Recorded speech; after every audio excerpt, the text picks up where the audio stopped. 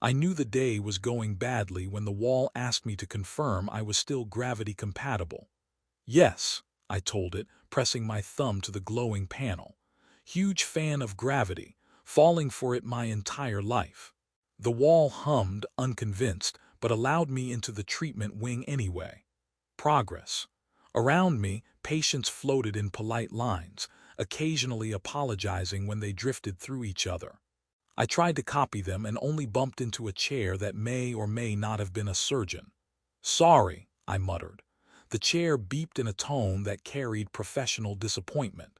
Routine visit, I reminded myself. Colony insurance required a quarterly scan to prove I hadn't developed anything dramatic, contagious, or expensive. I had practiced being calm. I had rehearsed brave nods. I even had a joke prepared in case someone approached me with a needle the size of a philosophy problem. A door unfolded and she walked in. "Patient 734 human," she asked. "That depends," I said. "Is there a prize?" She ignored that, which felt medically correct. She looked human in the way statues look human if statues could move, and had very long, elegant ears that tilted toward every sound. When a monitor chirped across the room, the tips of them twitched like they were catching radio. "I'm Nurse Elia," she said. "Follow me." "Great," I replied, immediately following in the wrong direction. She caught my sleeve, turned me around, and guided me through another door that absolutely hadn't been there a second ago. I decided not to fight architecture today. Architecture had resources. I sat where she told me to sit. The chair attempted to taste my elbow. I moved it. "So," I began, deploying joke number one, "any side effects I should worry about?" Sudden enlightenment, improved dancing ability, speaking fluent aquarium. Her mouth tried very hard not to smile. "It's a standard metabolic stabilizer." Ah, disappointing. I was hoping for at least temporary wizard. She prepared the injector, efficient, calm. A professional who had met many idiots and survived them all. I respected that. Something behind her beeped. Her ears angled toward it. She glanced at a display, then at another, then back at the injector in her hand. The moment stretched, thin as pulled sugar. "Everything good?" I asked. "Yes," she said. It was the kind of yes people use when the universe is on fire but technically still contained. She stepped closer. I noticed her hands were steady. Very steady, comfortingly steady. The injector touched my arm with a polite, cold curiosity. I took a breath. "If I grow a tail, I'm naming it after you." "Please don't," she murmured and pressed the trigger. There was no lightning, no chorus. No sudden awareness of the stock market. Just a soft internal warmth, like my cells had received a memo and were pretending to read it. I blinked. "That's it." She didn't answer. She was staring at the empty cartridge. "Nurse." I waved a hand. "On a scale from free sticker to run, where are we?" Her composure shifted, not broken but rearranged. She leaned closer, so near I could see the faint pattern of light moving in her eyes, data or fear or both. "That serum," she whispered, each word placed carefully, "isn't for humans." I laughed because obviously she was joking and also because my brain had filed for immediate vacation. "Good one," I said. "Classic medical humor. Love it. Very healing. I am not joking." "Oh," I replied, bold, committing to the bit. Her fingers tightened on the injector. Her ears lowered, listening not to the room but to the future racing toward us. "You must not say anything," she said, "to anyone." I opened my mouth, closed it, opened it again but only a little, like a cautious drawer. "Define anything," I offered. Her gaze locked on mine. And for the first time since arriving on this floating monument to advanced healthcare and deeply confusing furniture, I understood that my routine appointment had just become a shared problem. I waited for something dramatic. You can't be told a sentence like "that serum isn't for humans" and not expect at least fireworks, a choir, or a polite extra limb requesting paperwork. Nothing happened. I wiggled my fingers. Same amount. "Rude." "Well," I whispered, "good news, I remain aggressively human." "Lower your voice," Nurse Elia said. "I am whispering. You are whispering like an alarm." I tried a smaller whisper.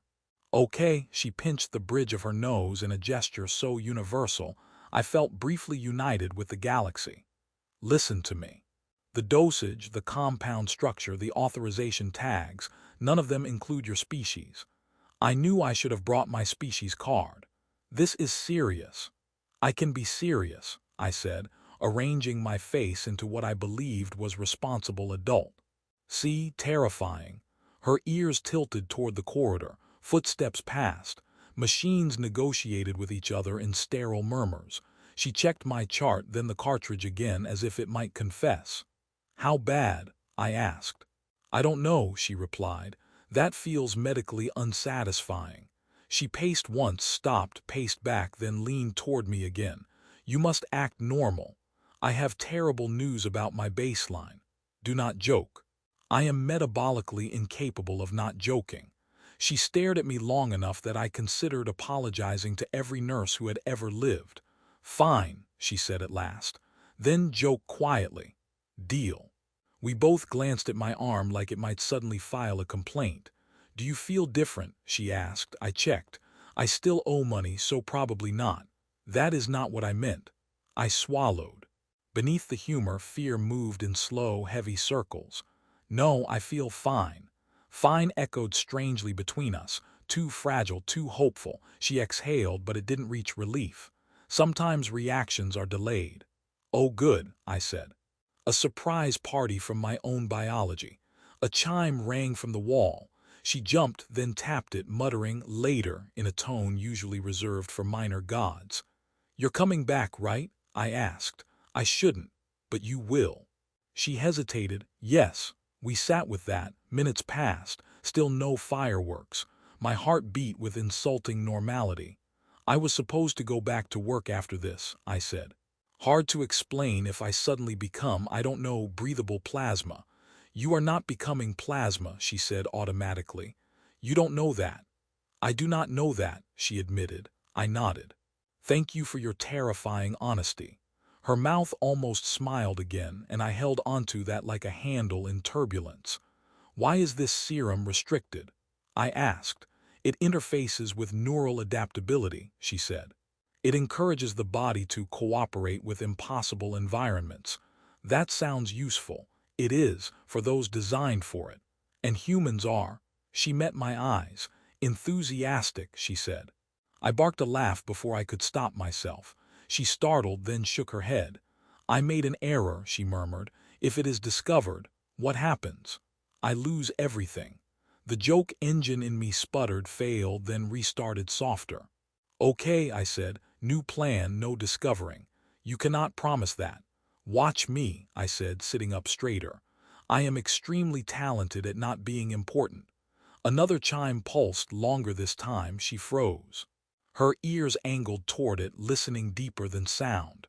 They are reviewing anomalies, she whispered. I glanced around. Define anomaly. She looked at me, I looked at me. Oh, I said, rude. She moved quickly, adjusting monitors, tapping commands, building a picture that apparently said, boring human, please ignore. You should rest, she said. I am the most rested panic I've ever had. Try. I leaned back, closed my eyes. Inside, something subtle shifted like a distant door unlocking. I opened one eye. If I start predicting the future, I'm charging. Sleep, she ordered. Yes, nurse, extremely secret. She paused at the exit. Remember, not a word. I gave her a small salute. My mouth is a vault. She left. The door sealed. I lay there, listening to my perfectly ordinary heartbeat, waiting for it to betray us both. I woke up because the vending machine cleared its throat. I opened my eyes. No, I said immediately. We are not starting with sentient appliances. The machine blinked. A polite light, the kind that pretends innocence in court. I'm onto you, I informed it. My heart was steady. My limbs remained loyal to their original contract. I took inventory twice, just to be sure nothing had subcontracted itself into tentacles. Good morning, patient 734, the ceiling said. Good morning, architectural authority, I replied. How's the existential dread budget today? Within parameters. Love that for us. I sat up slowly. Something felt wider. Not painful, not dramatic, just as if the room had quietly increased its font size. I could hear carts 3 corridors away, a conversation folding itself shut behind a door, electricity thinking about moving. I rubbed my face. Okay, I whispered. Either that serum did something or I finally unlocked anxiety premium.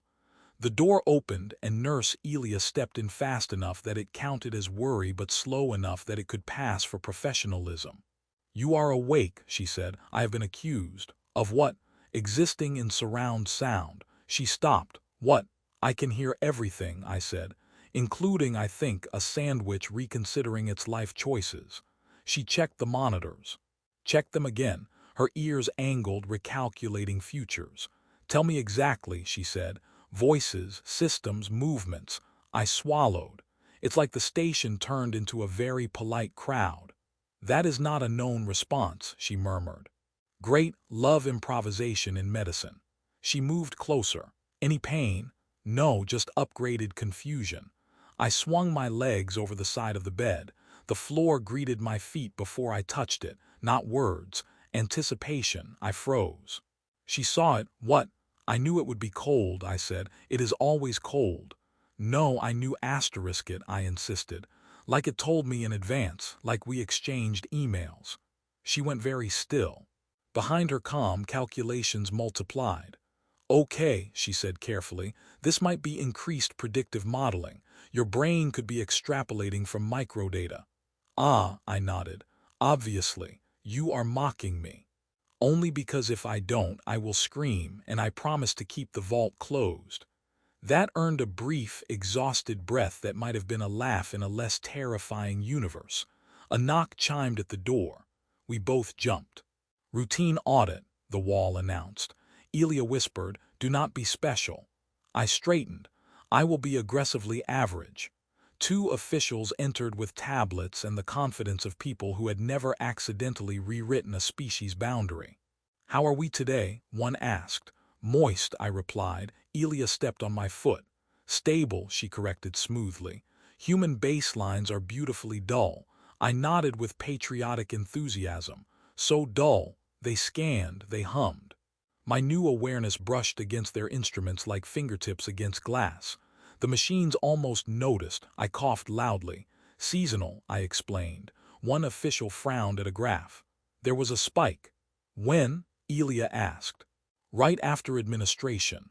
I raised my hand. "I did briefly consider becoming a dragon." They blinked. "Metaphorically," I added. Silence weighed the air. The graph flattened as if embarrassed to have opinions. "Probably stress," the other official said. "I am extremely talented at that," I assured them. They left with professional doubt, which is the most dangerous kind. The door sealed. Elia sagged. "You must stop helping." "I am incredible at helping." She turned to me, searching my face. "You interface with their systems." "I what?"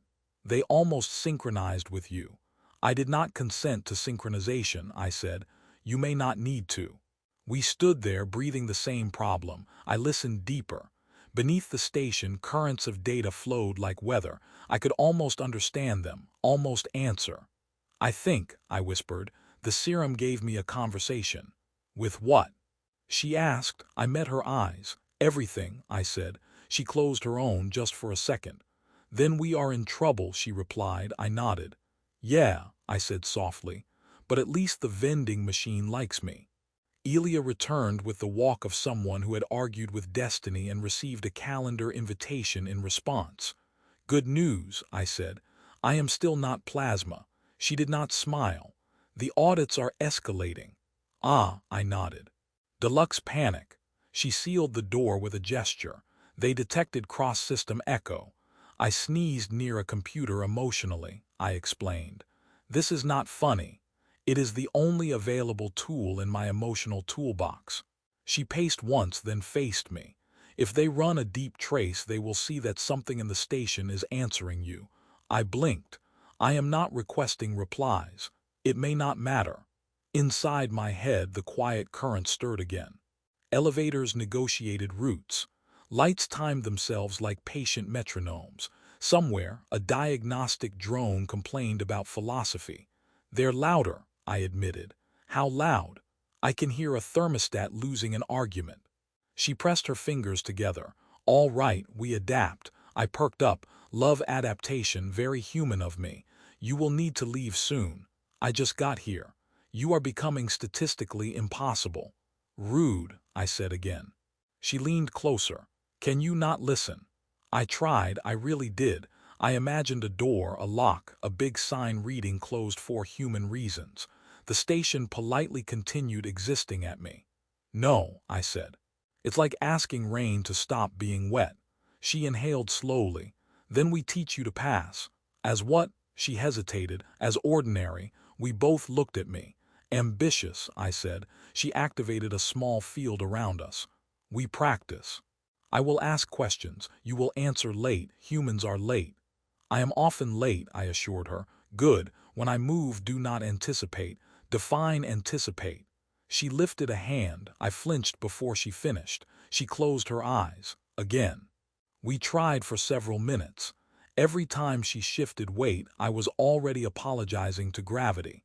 Every time a machine prepared to beep, my mouth shaped the reaction. This is hopeless, she whispered. I could pretend to be confused all the time, I offered.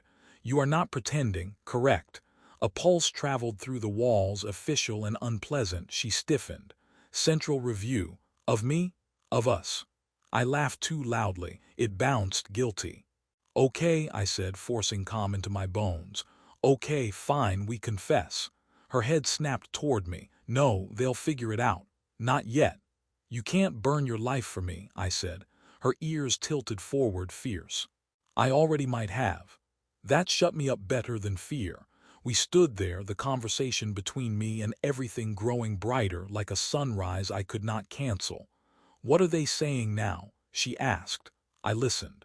Streams of code brushed my thoughts, curious, cautious, almost friendly. They're wondering, I said slowly, if I am a door. A door to what? I don't know, I swallowed. But they want to open me. Silence pressed against us.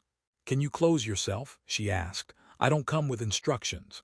She almost laughed, and that almost broke my heart. Another pulse, closer. We move you, she said. Maintenance corridors, fewer sensors. That sounds illegal. It is. I like it, I said immediately. She grabbed my wrist. Her hand was steady again, but only because it had decided to be.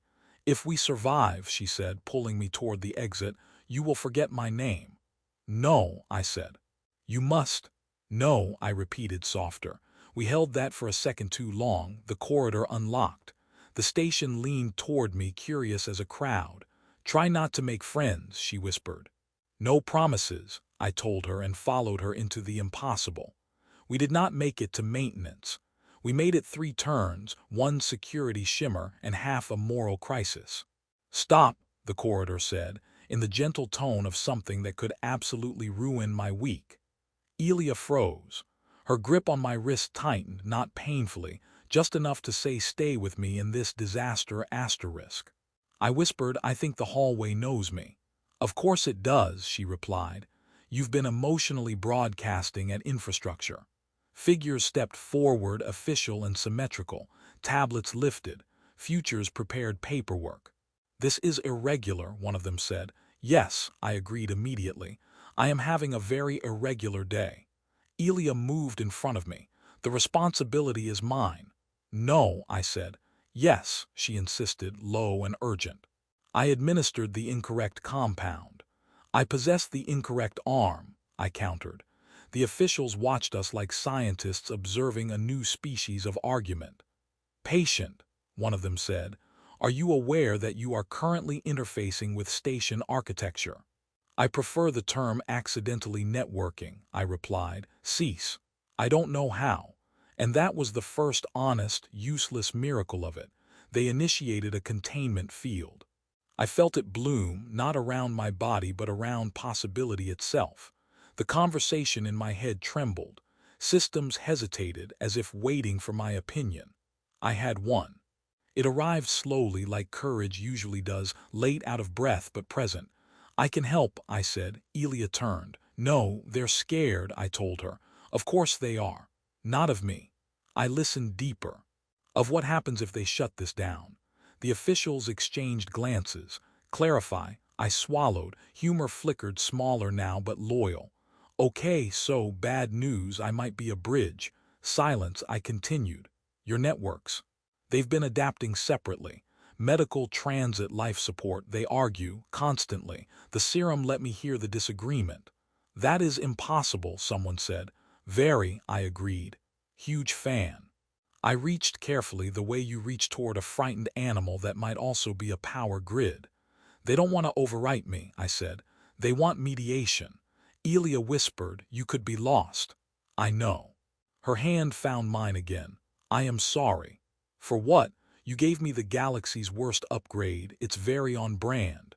A few strained breaths almost became laughter. I focused. Instead of drowning in the signals, I answered them, not commands. Introductions. I translated fear into structure, structure into patience. I let the systems borrow my uncertainty because humans are excellent at surviving that. Minutes passed, or centuries, hard to invoice. The containment field faltered, reading smooth, then aligned like a choir discovering it shared a throat. Finally, the corridor exhaled. Stability achieved, the ceiling announced. One official stared at the data. Integration without override, they murmured. Elia was still holding my hand as if gravity might try something ambitious. Am I done? I asked. I listened. The answer came warm and vast. Yes, for now. My knees attempted to retire. Elia caught me. Careful, she said.